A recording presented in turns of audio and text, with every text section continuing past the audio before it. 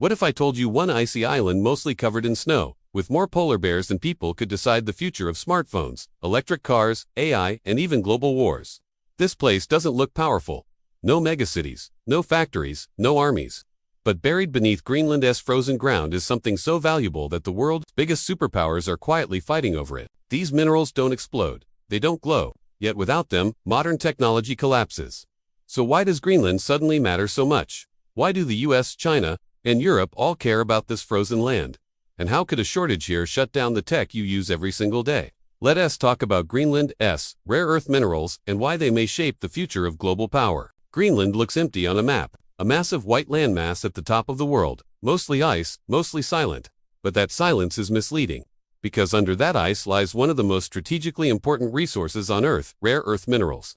And despite the name, these minerals are anything but boring rocks. They are the invisible backbone of modern life. Every time you unlock your phone, drive an electric car, stream a video, use GPS, or rely on satellite communication, you're depending on rare earth elements. And that's exactly why Greenland matters. Rare earth elements are a group of 17 metals with strange, powerful properties. They make magnets incredibly strong but lightweight. They allow screens to glow brighter. They make motors smaller, faster, and more efficient. Without rare earths, smartphones become bricks. Electric vehicles lose efficiency. Wind turbines slow down. Military technology falls behind. Now, here's the problem. The world depends on rare earths, but most of the supply comes from one country.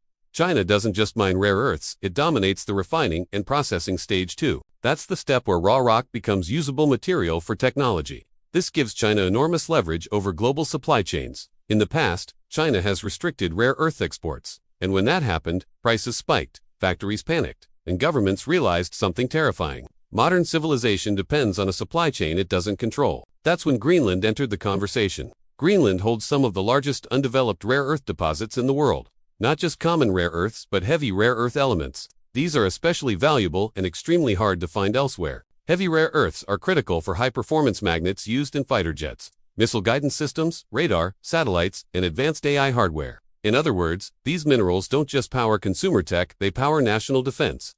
That's why Greenland isn't just an economic opportunity. It's a security issue. The United States sees Greenland as a strategic asset, not only because of its location in the Arctic, but because controlling or accessing its minerals reduces dependence on China. Europe sees Greenland as a potential lifeline for clean energy.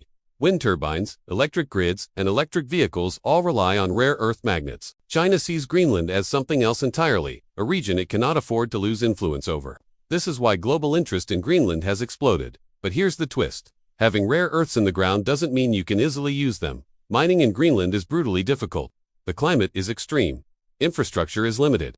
Ports, roads, and processing plants barely exist. Transporting heavy equipment across ice-covered terrain is insanely expensive.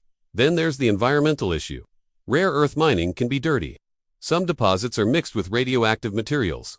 Local communities worry about pollution, damage to fishing ecosystems, and long-term environmental harm. In fact, political opposition inside Greenland has already stopped or delayed major mining projects. So while the world wants Greenland's minerals, Greenland itself is cautious, and for good reason. This creates a perfect storm. The demand for rare earths is exploding due to electric vehicles, renewable energy, AI, robotics, and defense technology. At the same time, supply is fragile, concentrated, and politically sensitive. That makes rare earths the new oil.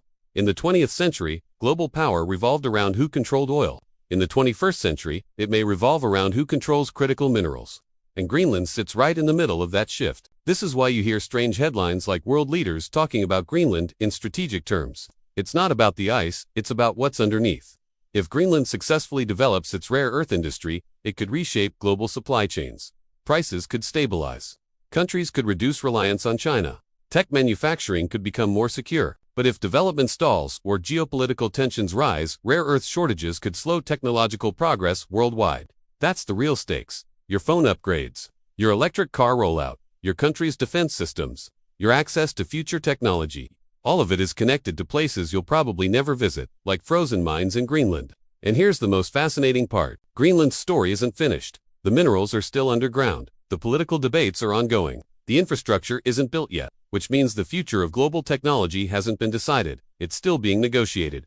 Quietly, under the ice. And the next time you hear about Greenland in the news, remember, it's not just a frozen island. It's one of the most important pieces on the global chessboard.